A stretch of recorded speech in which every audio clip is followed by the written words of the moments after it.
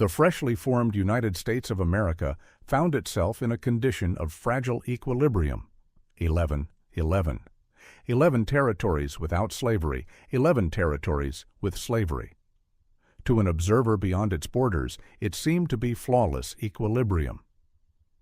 Equivalent states, equivalent congressional power, equivalent sway over national matters. However, this perception was solely from an external viewpoint. In truth, Americans were not concerned with preserving equilibrium. Their sole preoccupation was growth, westward expansion, driven by destiny. This was the motivating force compelling the American government to aggressively acquire additional land. Although the specific phrase would emerge later in the 19th century, the widespread conviction that the country was fated to spread across the continent as extensively as achievable propelled the nation forward. Delaware, Pennsylvania, New Jersey, Georgia, Connecticut, Massachusetts, Maryland, South Carolina, New Hampshire, Virginia, New York, North Carolina, Rhode Island, Vermont, Kentucky, Tennessee, Ohio, Louisiana, Indiana, Mississippi, Illinois, and Alabama. This constituted the entirety of the American Union by the year 1819. However, this composition was destined to shift within 12 months. In 1818, the region of Missouri, earlier acquired through the Louisiana transaction, initiated its process to achieve statehood. The subsequent year, the Northern District of Maine was permitted to separate from Massachusetts and pursue the same objective.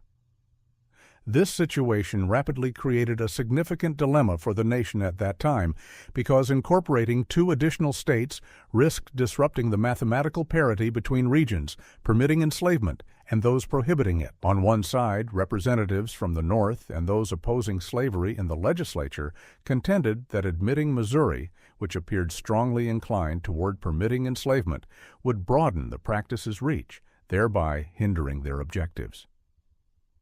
Conversely, Southern representatives naturally supported incorporating another slaveholding state, arguing that any aspiring state should possess the autonomy to determine its own status, mirroring the original 13 colonies precedent regarding which position to adopt. The legislative dispute across both the House of Representatives and the Senate persisted into 1819, at which stage Maine entered the discussion, following Speaker of the House Henry Clay's proposition that Missouri should be accepted into the Federation as a slaveholding state, while Maine should simultaneously be accepted, conversely, as a non-slave state. This suggestion underwent further deliberation extending into another year until 1820, when the Senate augmented the legislation, stipulating that all remaining territories positioned north of the 36-degree, 30-minute latitude boundary established just below Missouri's southern edge could join the Union exclusively as non-slave states. With a degree of consensus finally achieved, the Missouri Compromise was formally enacted. This initiated a reciprocal pattern where each new slave state's admission was paired with a new free state's admission, commencing with Arkansas in 1836, followed by Michigan the subsequent year, and Florida in 1845. Given Florida's status as a slave-holding state, the expectation was that the subsequent territory achieving statehood would be a non-slave state. Yet this assumption encountered complications when Texas presented an urgent appeal to America: annex our territory immediately. Texas's historical trajectory had been tumultuous to that point, yet it was now approaching its most significant challenge. Texas, having relatively recently separated from Mexico following Spanish control, desired affiliation with a different federation, namely the United States. Texas's requests were initially disregarded by the American government, which lacked substantial enthusiasm for incorporating the adjacent region. However, escalating British interest in maintaining Texas as an autonomous entity, combined with America's evident expansionist ambitions, eventually shifted perspectives, and Texas indeed became part of the Union on December 29, 1845. Nevertheless, this created a significant problem. Texas sought admission as a slaveholding state, threatening the equilibrium Northern representatives had diligently maintained. Additionally, Texas asserted ownership over territories placing it in direct opposition to its former sovereign, Mexico, and with Texas newly incorporated into the United States, these ambitious territorial claims fell under American responsibility, a situation Mexico regarded with serious disapproval. However, recently inaugurated, President James K. Polk remained unconcerned with Mexican perspectives. Instead, he vigorously championed the concept of manifest destiny, and promptly after assuming office aimed to acquire the disputed regions. Consequently, Polk initially endeavored to purchase the territories he desired. He dispatched diplomat John Slidell to propose to the Mexican government $30 million in exchange for California, New Mexico, and the contested regions along the Texas boundary. The Mexicans, shocked and firmly opposed to such a proposition, refused to engage with Slidell, provoking Polk's ire. This setback failed to deter the expansionist president, who resolved that if negotiation proved ineffective, he would manipulate his southern neighbors into a conflict he felt confident America would win. Accordingly, during early 1846, Polk deployed American forces to the Texas frontier to provoke Mexican action, a strategy that succeeded. Within months, Mexican troops engaged American soldiers, providing Polk the justification to request a declaration of war. As the Mexican-American conflict proceeded, domestic arguments persisted within the United States regarding the slave state versus free state controversy. With free states now holding a numerical disadvantage, Northerners suspected that Polk, himself a Southerner, was essentially pursuing territorial expansion, specifically to strengthen the slaveholding faction's position, intensifying North-South animosity. Meanwhile, the military campaign continued, with subsequently renowned commanders such as Ulysses S. Grant and Robert E. Lee demonstrating their capabilities and enhancing their reputations as American forces approached Mexico's capital city. The capture of Mexico City eventually occurred, leading to the anticipated Treaty of Guadalupe Hidalgo, which compelled Mexico to relinquish not merely the disputed regions in California, Arizona, Oklahoma, and New Mexico, but additionally territories encompassing present-day Nevada, Utah, Colorado, and Wyoming. Polk achieved his objectives and more, yet challenges persisted domestically. Acquired lands generated additional disputes within the nation. Over subsequent years, Iowa, Wisconsin, and California each pursued statehood, ultimately resulting in the Compromise of 1850. This collection of legislative measures addressed numerous issues, though primarily concentrating on the slavery question within the Federation.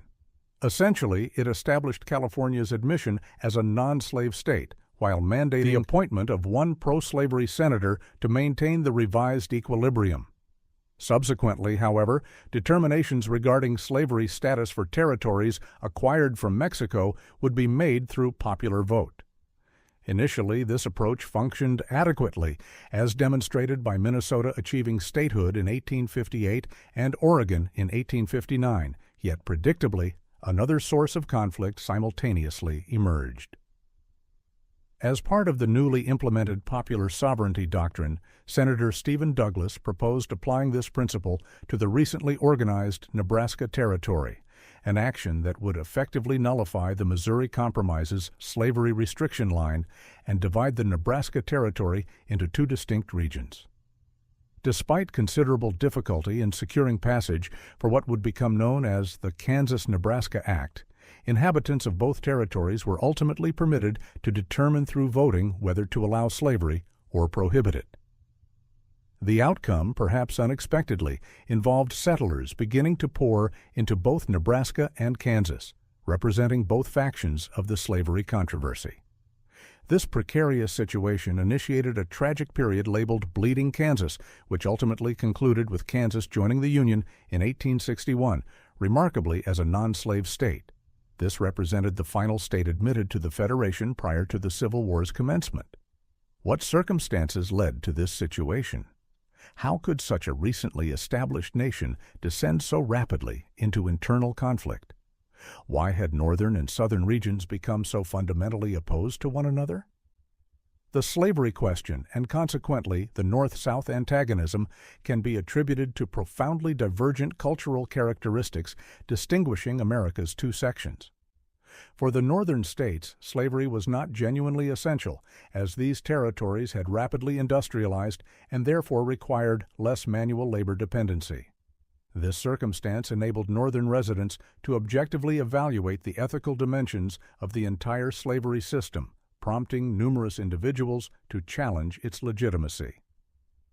Supported by perspectives from European immigrants originating from nations that had already abolished slavery, these Northerners increasingly embraced abolitionist principles. This stance stood in complete opposition to their Southern countrymen's position, naturally attributable to the South's failure to industrialize comparably to the North.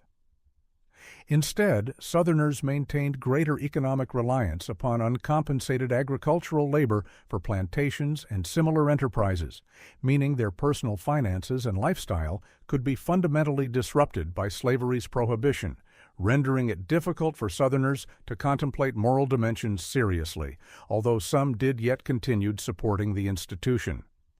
Following the cotton gin's invention, this situation only grew more entrenched. The South required slavery. Consequently, complications emerged as Northerners questioned whether Southerners intended to expand slavery further, while Southerners worried Northerners planned to confiscate slaves they presently possessed. Both perspectives, ironically, would prove accurate. The North and South remained far from reconciling this fundamental disagreement. Arguably, federal authority versus states' rights also constituted an issue, although attributing blame exclusively to this factor proves difficult. Not only did the subsequently formed Confederacy possess a remarkably extensive administrative structure for states supposedly opposing intrusive federal governance, but previous opportunities had existed, such as during the nullification crisis several decades earlier, for Southern states to initiate conflict with the North, or at minimum generate greater disruption if states' rights represented the primary concern. Nevertheless, many contemporaries, particularly within Southern states, genuinely felt stronger allegiance to their individual state than to the nation as a whole, and state-federal disconnection probably contributed partially to rising tensions, even if subordinate to the slavery controversy. The situation's intensification, however, resulted from a series of provocative developments.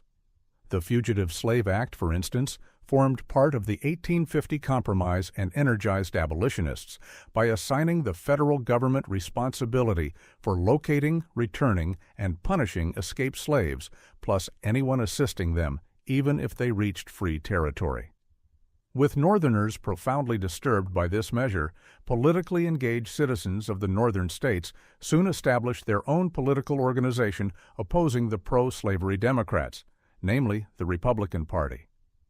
This new organization would subsequently embrace the contentious Abraham Lincoln shortly following its formation.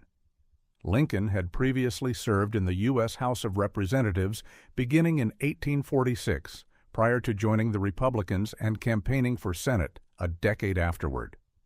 Although he lost the election to Stephen Douglas, the numerous speeches and debates preceding that contest both elevated his prominence in the North while generating considerable animosity in the South. His mere presence as a political figure thus aggravated circumstances and heightened tensions, but then Bleeding Kansas similarly contributed. Guerrilla warfare represents one description applied to this 1855 to 1859 period. While Nebraska experienced some impact from the influx of both pro- and anti-slavery settlers seeking to influence the impending vote, Kansas suffered substantially greater damage. Pro-slavery inhabitants from adjacent states exploited legal technicalities to cross boundaries and participate in Kansas's territorial elections, triggering a chain reaction resulting in divided governance and widespread violence. Historians estimate between 50 and 200 Americans perished as a result during this 4-year interval, an effect comparable to adding fuel to an already escalating conflagration advancing toward civil war. Charles Sumner's congressional oration concerning Kansas further exacerbated circumstances. A Republican Northerner, Sumner had actually committed to memory every element of his passionate address entitled "The Crime Against Kansas," wherein he denounced the entire slavery establishment and even directed specific criticism at pro-slavery senators. This episode clearly illustrates the contemporary tension level within the Union and Congress, as South Carolina Representatives Preston Brooks and Lawrence Keitt responded to the speech by physically attacking Charles Sumner with a walking stick, beating him so severely that he required 3 complete years of recovery leave. And this was merely 12 months preceding one of the most inflammatory and bitterly resented episodes throughout the entire pre-Civil War period. The Dred Scott case soon propelled the trajectory toward full-scale military confrontation between North and South into overdrive. This legal matter concerned an individual enslaved from birth named Dred Scott. Following the death of his initial owner in 1832, Scott was acquired by a man called John Emerson, and upon Emerson's death, Scott, together with his family, transferred to the possession of Emerson's widow, Irene. Previously, Scott and his relatives had accompanied Emerson during travels across numerous free states and territories, though at no time had they attempted escape or legal action for liberation. Instead, after Irene assumed ownership, Scott endeavored to purchase their freedom from her. Irene proved unyielding and adamantly retained her slaves, prompting Dred and his wife Harriet to finally pursue litigation. Each filed suit based upon 2 Missouri statutes, as they currently resided with Irene in St. Louis. One stipulated that any slave transported to a free state thereby became free and could not be reenslaved even upon leaving free territory, while the other permitted anyone to initiate legal proceedings for unlawful enslavement. The Scott couple received practical assistance from abolitionists, fellow church congregants, and, ironically, the relatives of their former owner. This support enabled them to actually present their case in court, which was initially dismissed in 1847 upon procedural grounds, though retrial was permitted. The subsequent trial occurred in January 1850, and this time the Scotts actually secured their freedom. Irene, however, promptly appealed the ruling to the Missouri Supreme Court. 2 years afterward, the court ruled again for Irene, thereby reenslaving the Scott family. Unwilling to abandon their efforts now, Scott filed a federal lawsuit with the United States Circuit Court for the District of Missouri the following year. Before this case could be decided anew, Irene transferred the Scotts to her brother, John Sanford, hence the redesignated case name Dred Scott v. Sanford. During spring 1854, the federal court decided in Sanford's favor, consequently prompting Scott to appeal once more, now to the United States Supreme Court. This ultimate trial commenced February 11, 1856, with an expanding roster of abolitionist and even political supporters favoring the Scotts. Nevertheless, within less than a month, a determination emerged, and once again Dred Scott suffered defeat. Moreover, the justice most prominently associated with the final opinion asserted that no African American possessed standing to sue for any matter in federal court due to inability to qualify as United States citizens. Although the Scotts would already obtain freedom by this time thanks to Irene's abolitionist husband and assistance from their former owner's family, the case itself represented the final breaking point for numerous abolitionists. John Brown had by now secured historical notoriety as one of America's most infamous abolitionists, and on October 16, 1859, he would demonstrate precisely why. He warned an Army watchman as he, alongside fellow abolitionists, launched what would prove an ambitious, though ultimately unsuccessful, assault on Harper's Ferry. After seizing multiple hostages from the town and capturing the U.S. Armory and Arsenal, the raiders encountered resistance from a local militia as General Robert E. Lee advanced into the town to conclude Brown and his followers aimed to spark a local slave uprising, but instead, numerous raiders perished once Lee and his Marines arrived, with Brown himself captured and subsequently hanged for treason against Virginia. John Brown had failed and died, yet his hatred for the South was shared by too many individuals for circumstances to reverse at this stage. With the election of anti-slavery Northerner Abraham Lincoln to the presidency in 1860, the limit had been reached. Immediately following the future emancipators' electoral victory, the South Carolina General Assembly convened a convention to deliberate secession. To local residents' satisfaction, South Carolina accordingly voted unanimously to withdraw from the United States of America.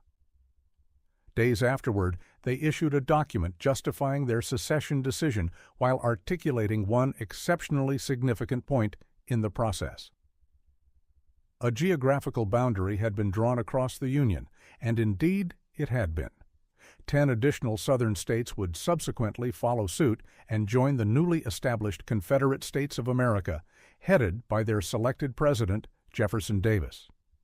The Union President, Abraham Lincoln, refused to acknowledge Confederate legitimacy, maintaining he desired no one's confiscation of slaves and merely wished to preserve the Union intact.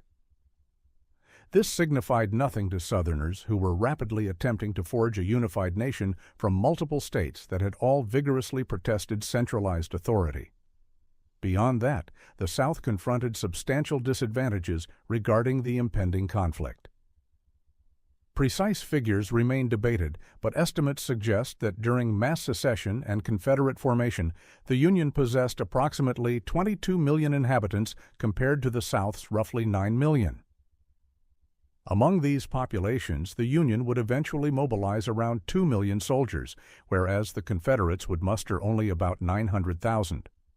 Furthermore, northern states possessed nearly 20,000 miles of railroad track, double the Confederate mileage, thereby providing the Union superior capacity for troop and supply movement during warfare.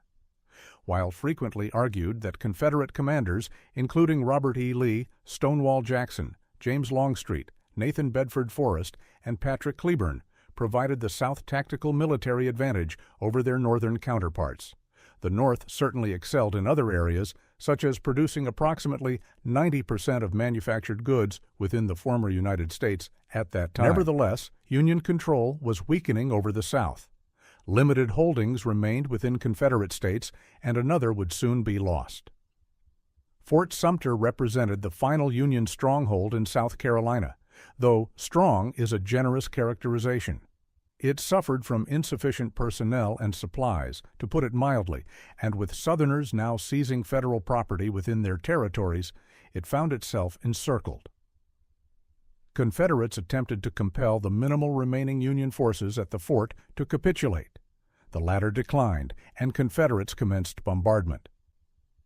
The Civil War had commenced.